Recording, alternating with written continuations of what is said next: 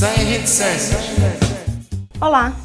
O programa Sem Reticências começa o ano de 2014 trazendo uma questão muito polêmica que tem influenciado muito na vida dos estudantes universitários de todo o país: a qualidade do ensino superior.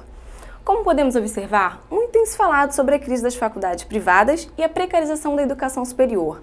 Mas como realmente anda o ensino universitário no Brasil?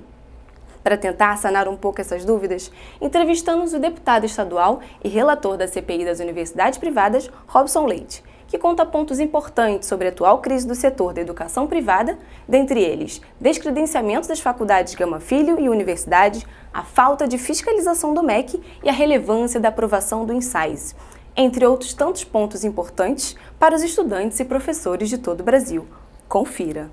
É apenas a ponta do iceberg. É dessa forma que Robson Leite, que vem atuando de maneira incisiva no âmbito das CPIs das universidades privadas, define a crise da Gama Filho e da universidade e o atual colapso que vem ocorrendo nas diversas faculdades privadas do Brasil. A forma como é feita a fiscalização pelo MEC do ensino superior privado é um convite à fraude. O MEC finge que fiscaliza.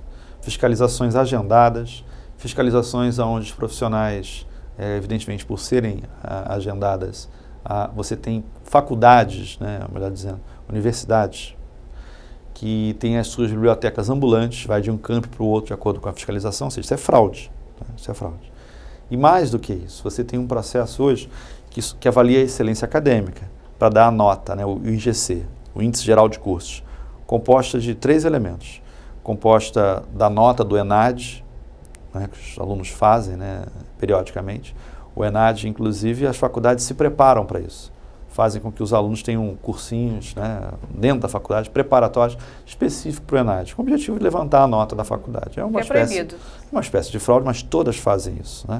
Você tem também avaliação do campi, da universidade, físico, que você tem esse processo de fraudes, e a titulação dos professores. Claro que isso dá uma nota de 1 a 5, acima de 3 a faculdade permanece ou passa a ter o título de universidade. Abaixo de 3 ela está reprovada. Qual é a questão? A questão é que não é levada em consideração. Você pode ter uma faculdade com excelência, com nota 4, você tem situações desse tipo, mas onde não são pagos salários, ou quando paga se tem apropriação indébita, a faculdade está em débito com fisco, ou seja, uma série de problemas nas instituições de ensino superior privado que apontam para a necessidade de uma mudança nesse processo. A crise da Gama Filho da universidade é a ponta de um iceberg de problemas. E essa dificuldade de fiscalização gera outros problemas que estão transformando o ensino superior privado em commodity. Além das falhas e dificuldades na fiscalização realizada pelo MEC, o relator da CPI das universidades privadas aponta a financiarização por grupos educacionais estrangeiros como fator primordial para a precarização do ensino superior. Por exemplo, você tem uma excessiva financiarização no setor. Ou seja, empresas estrangeiras, inclusive, comprando universidades aqui e transformando a educação num negócio. Veja, há muito dinheiro público nisso, isso aumentou a atratividade. Você tem o ProUni, que não é simplesmente uma bolsa, não é a faculdade que faz caridade, é o governo que banca, com uma isenção tributária elevadíssima nesse setor. Você tem o FIES, que praticamente acabou com a inadimplência, o ProUni pegando estudantes pobres, o FIES pegando aqueles talvez não tão pobres, mas ainda com dificuldade de pagamento, que conseguem um financiamento para pagar depois na faixa de 3,5% ao ano e 18 meses depois de formado. E esse dinheiro vai direto para a faculdade. Esses dois programas corretos do governo federal, juntamente com o número de o crescimento de vagas e o acesso, a melhoria do acesso ao ensino superior, criou esse boom. E evidentemente que sem a fiscalização e essa excessiva financiarização, você tem essa crise. Essa financiarização é que precarizou total o ensino superior. Exatamente, a financiarização acontece na medida em que o MEC é incapaz de realizar a correta fiscalização do setor. É um convite à fraude. Nós iniciamos 6 donos de universidades e algumas grandes figuras, inclusive da República, foram indiciadas, que nos leva a crer que o processo era um convite à fiscalização e era a certeza da impunidade que deixava com que essa situação prevalecesse. Robson Leite assinala que a conexão entre os movimentos sindicais e os protestos de julho de 2013 foram fundamentais para a aprovação da CPI. Olha, a CPI surgiu exatamente com o calor das demissões da Gama Filho e da Galileu, né? E da universidade, perdão, já no comando da Galileu, ali em maio de 2012, quando foi feita inclusive a transferência da mantença.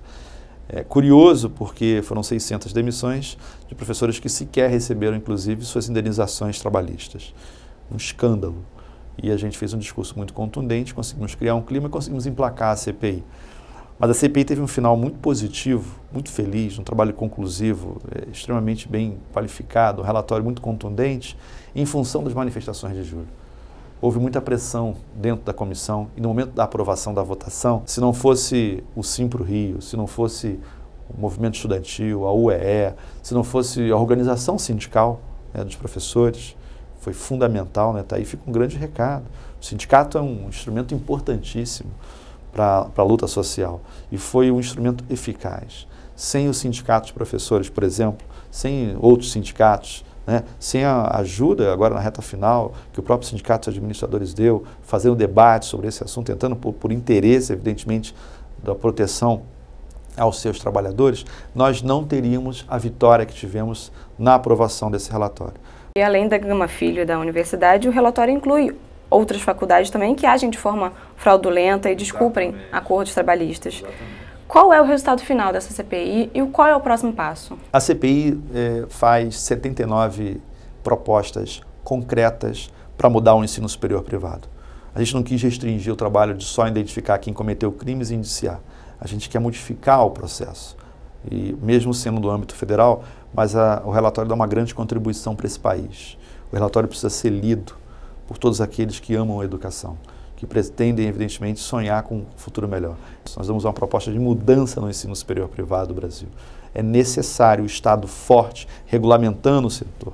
O marco regulatório legal que determine isso será fundamental para mudar a cara do ensino superior privado e público no Brasil. Sobre as faculdades Gama Filho e universidade, o deputado estadual evidencia sua posição contrária à atitude do MEC. O MEC poderia ter feito a intervenção. O mesmo decreto, curioso, o mesmo decreto do MEC, né? Se não me engano, o decreto 5773 de 2006, o mesmo decreto que fez a transferência de mantença, que fez o descredenciamento, também é o mesmo decreto, o artigo, se não me engano, 55 e 58, que determinam o procedimento de intervenção. Infelizmente, o MEC fez uma escolha política equivocada. Eu espero que haja luz ali, né, discernimento no Ministério, no secretário de Regulação e volte atrás. Nesse momento, evidentemente, eu não sou ministro, não sou nem secretário de Regulação, mas nós estamos agora fiscalizando se esse processo de transferência assistida garanta 3 coisas que são fundamentais para mim. Primeiro, todos os alunos em universidades, sem nenhum prejuízo nem acadêmico, nem econômico, financeiro.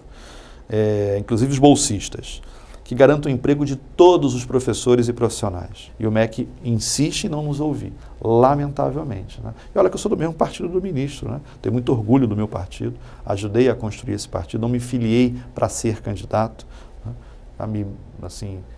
Eu construo o PT há muito tempo, tenho discordância de vários aspectos do partido, politicamente, eu defendo o rompimento do PT com o PMDB já há algum tempo, né?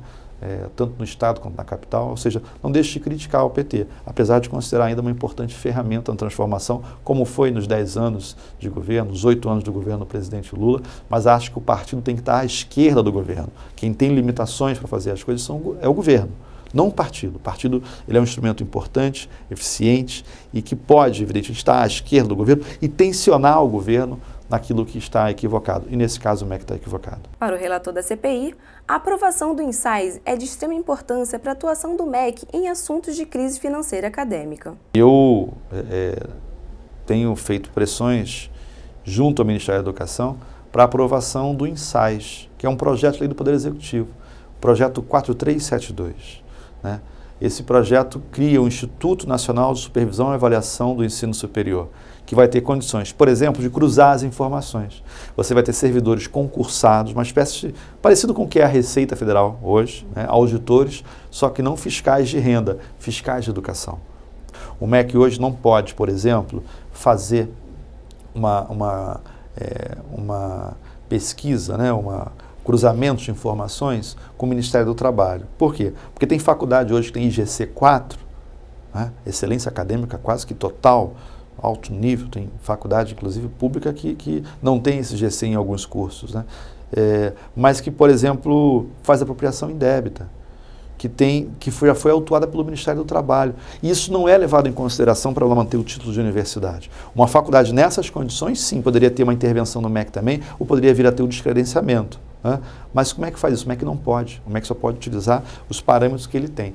Quem poderia fazer isso? Uma autarquia separada, como é a Receita Federal, por exemplo. Essa autarquia, o INSAIS, vai ter todas as condições de fazer esse cruzamento de informações. Vai ter todas as condições e poder, né, de fazer, por exemplo, a intervenção nas mantenedoras, que é o grande mistério dessa questão. Curiosamente, se você for observar, né, a Galileu não foi descredenciada.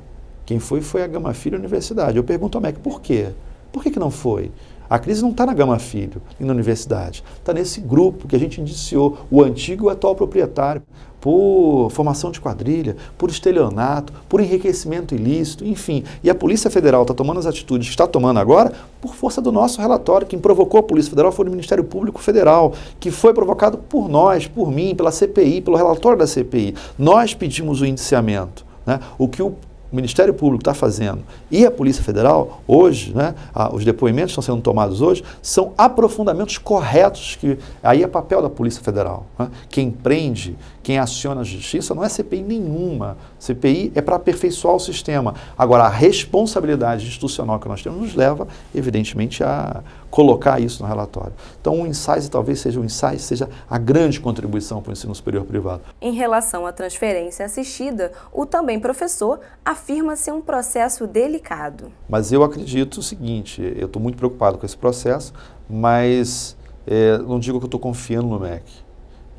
A minha desconfiança no MEC me leva a fiscalizar também, a acompanhar, a ler o edital de transferência assistida, a cobrar do MEC uma resposta que garanta o emprego de todos os professores, né?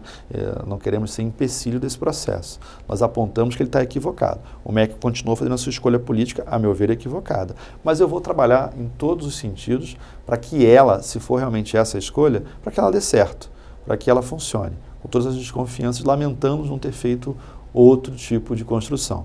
O importante nesse momento é garantir a vaga de todos os estudantes da Gama Filho e da universidade, o emprego de todos os professores, né, dessas duas instituições, e que esse processo seja transparente e republicano.